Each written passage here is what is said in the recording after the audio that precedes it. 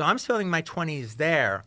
And it's one of those things where it's like, well, this isn't my dream. This isn't what I wanted to do, working at a video store for years. I wanted to actually make movies. It's not my dream, what I'm doing. But it's dream adjacent. It's close to my dream. It's close to my dream. I get to watch movies all fucking day. I get to talk about movies all fucking day. I don't have to work at a pizza parlor. I don't have to. I'm not delivering pizzas. I'm not busting ass as a bartender. I'm not busting ass doing menial jobs. I mean, this is the kind of job I'd go to the store if I wasn't paid to go to the store. But for a couple of years, it did put me to sleep. It put my ambitions to sleep for a little bit because I was happy enough. Yeah. I was happy enough. And just like one of these days But you didn't have the fire. I didn't have the fire. And when I eventually got the fire back again, and it was a life-changing thing. It was a life-changing day. We had a buddy of ours named Steve-O. We had different living arrangements. And at one point in time, me and Steve-O were living in the same house together, renting in the back towards the back of the store. But now Steve-O was older than the rest of us. Like he was about almost 5 years older than us, but he didn't seem like it. He was a young guy. Yeah, like 5 years younger mentally. Yeah. Or emotionally. Yeah. So he hits 30 and he starts changing. He starts changing drastically. He was like one of the funniest guys I ever knew. And he was this really, really funny stoner dude and really cool. And all of a sudden he's angry about things. And now he's not quite as funny. And now he's got this issue. And so we're roommates. And there's this one night that he's kind of he's kind of disgusted with his life. And he starts ranting. And he's describing a situation that was very common if you were a kid growing up without a degree or anything in the 80s, especially in California, where it's you can't get any really good jobs. But you can work at Licorice Pizza. And if you're an okay employee, you could work at Licorice Pizza for a couple of years. And maybe you could even become assistant manager or a manager. And maybe they send you to another store. And maybe you work there for 3 years, and that's really great. But then, all of a sudden, the district manager doesn't like you. You run afoul of somebody higher up in corporate. And all of a sudden, next thing you know, you're fired and you're out in the street. And so now you've just spent 3 years at Licorice Pizza. Now you could get a job at TRW or some place that's a real job. Or, those are kind of hard to get, but you can work at Warehouse Records and Tapes tomorrow because you just had 3 years at Licorice Pizza. Same thing with Wild West Clothier, same thing with Miller's Outpost, same thing with any of these kind of stores. Next thing you know, you're 28, and the only jobs you've ever had are minimum wage jobs behind a counter that were designed for kids to pay for their gas. Right. And you've spent your entire 20s doing that. And then you start getting bitter. But he was not just bitter about the job aspect of it. I knew oh my God, he's telling me the truth. I'm learning something here. Because he goes, Quentin, you think that we're this really great team. We're this really great crew. Well, we are. I mean, this is that time of your 20s where your group of friends or your family, And we are. Quentin, at 20, I worked at South Bay Cinemas, and I hung out with a bunch of guys just like you. And some girls there, too. But it was a bunch of guys just like you. And then I stopped working at South Bay Cinema. Then I worked at Miller's Outpost and hung out with a bunch of guys just like you, and we did everything just like we do. We went to movies together. We went out and we dated amongst the girls there, everything. Yeah. Then I worked at Licorice Pizza for 4 years with a bunch of guys just like you. I've wasted my life hanging out with a bunch of guys just like you. And they all go away at a certain point. And I realized this guy's kind of telling the truth. He's showing me a truth about him. This is coming from somewhere.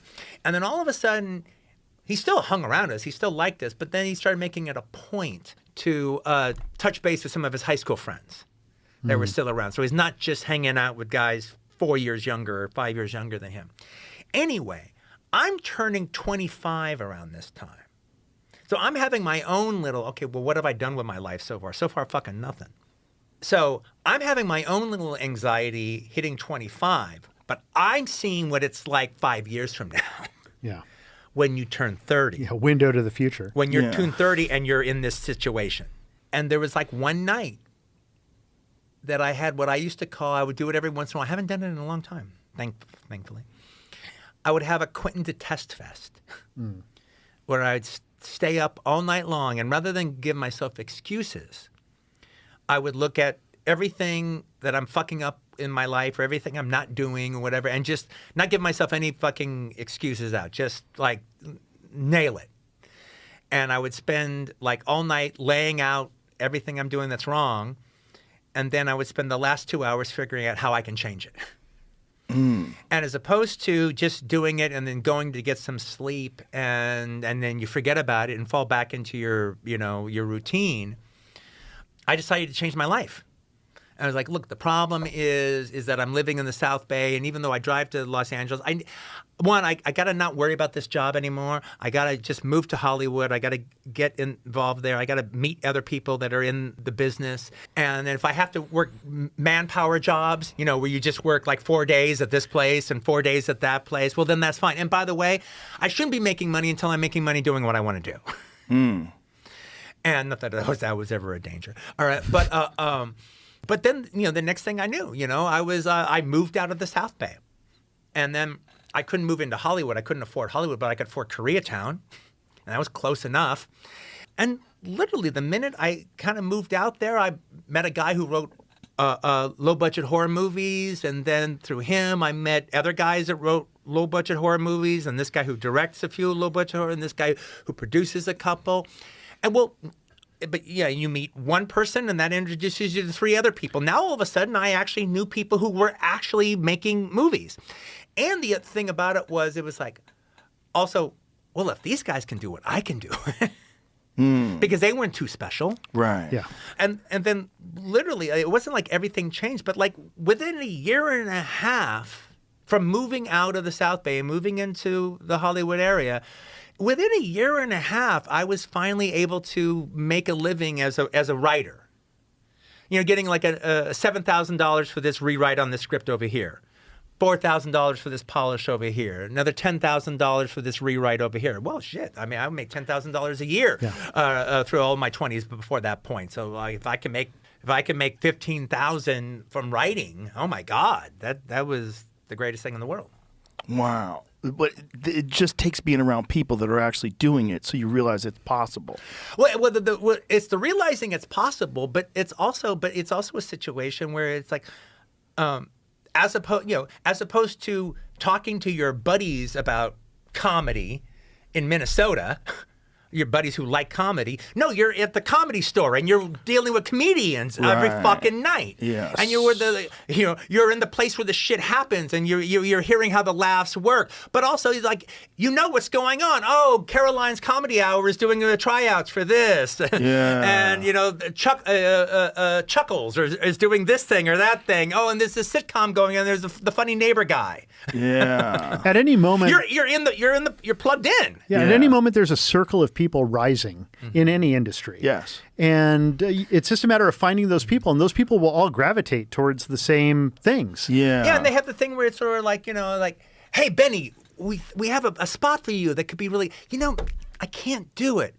But my friend Joe could do it. How about giving Joe a chance? Yeah. Okay, will you back Joe up? Yeah, I'll back Joe up. Okay, yeah, well, let's call your friend Joe. Can he be down here at 9? Yeah, he can be down here at 9. Well, that's how you get a fucking gig.